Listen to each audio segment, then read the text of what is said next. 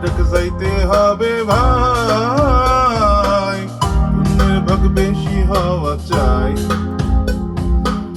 আজ তুমি দুনিয়াদারি নিয়ে দম গেলে আসবে বিপদ, বুঝলে ভাই বোন হিসাব করতে বসবে, দেখা গেলা কি সম্পদ। আন্ধার কবরে যাইতেই হবে রে, 2 দিন আগে আর পরে। ফেরেশতারা সুর বইব, ইহকালের খাতা খুলবো, কি পুণ্য আনছো সাথে কি আনো নাই।